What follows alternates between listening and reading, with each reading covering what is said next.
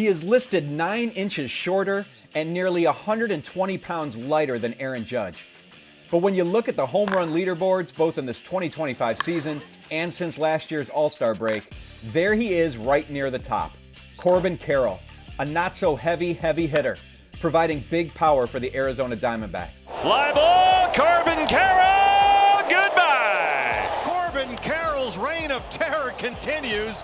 When Carroll went deep twice off future Hall of Famer Justin Verlander on May 12th, he was already more than halfway to his home run total from his 2023 Rookie of the Year season, and trailing only Judge and known dinger dealer Kyle Schwarber in the season home run tally. That's impressive stuff from the 5'10", 165-pound Carroll. But there's so much more to his game than slugging. There is also speed and defense, intellect and intensity. At 24 years old, Carroll is a complete player, having a sensational season that could put him firmly in the mix for the National League MVP. His power might be surprising, given his small stature. But to know Carroll's story is to know there's nothing he can't do on the baseball field. Carroll was born to a mother, Pei Lin, who immigrated from Taiwan and who would often throw batting practice to him. He is said to have gotten his feisty competitiveness from his mother and his high-level ability to process information from his father, Brant, an eye surgeon. In a different version of Carroll's story, we wouldn't get to see him slashing, dashing, and mashing for the D-backs. We have a former MLB All-Star, a player whose 14-year career ended with Arizona, to thank for not letting that happen. Jeff Cirillo was Carroll's coach with the WW Sweets Baseball Club in an 18 and under league in the Seattle area when Carroll was just 14 years old. At the time, Carroll was an elite soccer player as well. He was small and he was fast, and he had a chance to have a real future in the beautiful game. But when he wasn't on the pitch, he would pitch for Cirillo's club. And though Carroll was towing the mound at the time, Cirillo recognized that the teenager had speed and hand-eye coordination that couldn't be taught. Cirillo told Carroll's parents that the kid was doing himself no favor showing up at baseball practice with bruises and rolled ankles from the grind of soccer. He understood that Carroll might want to just play soccer or continue to play both, but he also made it clear that if Carroll committed to baseball, he could truly be something special. Apparently, Carroll and his parents agreed, because soon thereafter, the kid left soccer behind and focused firmly on the diamond. He entered high school at the private Lakeside School in Seattle at just 5'6", 130 pounds. But there he was as a freshman, not only starring for the Lions in center field, but also pitching for them in the 3A state final, which they reached for the first time in school history thanks to his stellar season. Carroll's high school is known more for its academics than its athletics. Heck, Microsoft co-founders Bill Gates and Paul Allen graduated from there in the early 1970s. But in Carroll, Lakeside had a bona fide baseball star, one of the best prep players ever to emerge from the Pacific Northwest. He committed to UCLA as a sophomore, but when he became MVP of the area code games and the All-American game, professional scouts were salivating. Carroll caught the attention of even casual fans too, when a video of one of his high school homers went viral. In the clip, he is seen attempting to call timeout at the plate, but the ump doesn't grant it, and the opposing pitcher tries to quick pitch him. Forced to think fast, Carroll simply swings at the pitch and belts it to the berm beyond the right field wall. Needless to say, Carroll never made it to UCLA.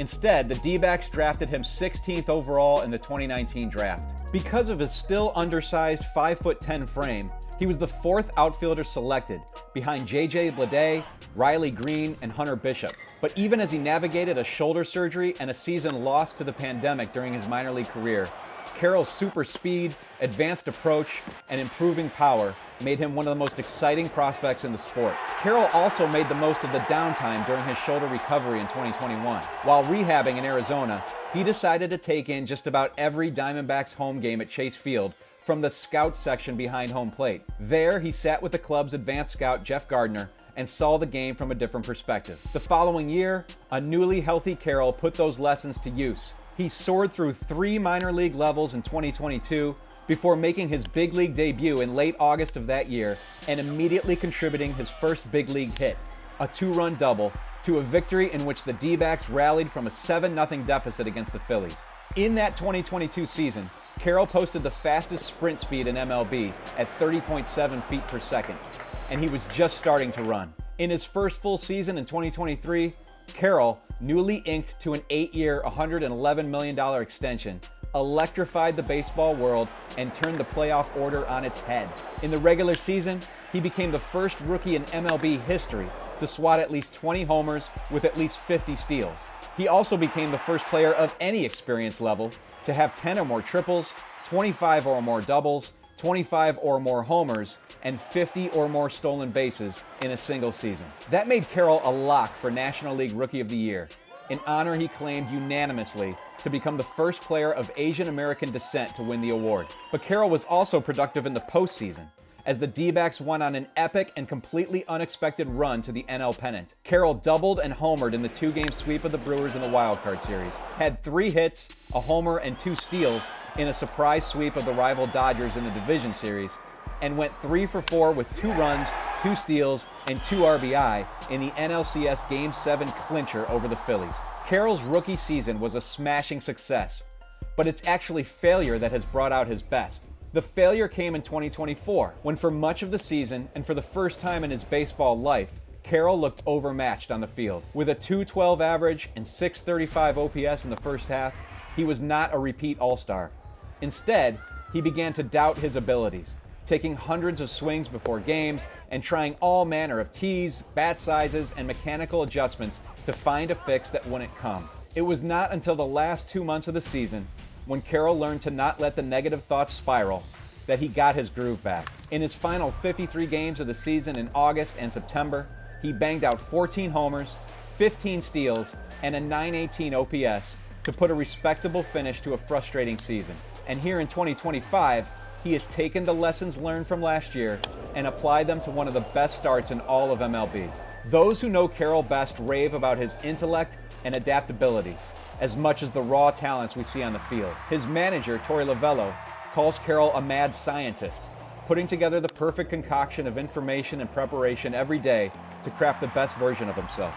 Carroll is the type of athlete who probably would have found a way to excel in whatever his chosen field, but he chose the baseball field and has provided a blend of power and speed the game has rarely seen before. Despite his small size, Carroll's power has surged this season, maximizing the potential of his efficient swing, grip strength, and strong forearms. He's in the upper echelon in MLB in bat speed and hard hit and barrel percentages. And he is the only player in MLB in the top 3% of the league in both expected slugging percentage and sprint speed. That his extra bases and stolen bases also come with one of the highest outs above average totals of any right fielder over the last 3 seasons only adds to his value. Carroll is the Diamondbacks' dynamo, signed for the long haul, brandishing the long ball, and standing much taller than his height can measure.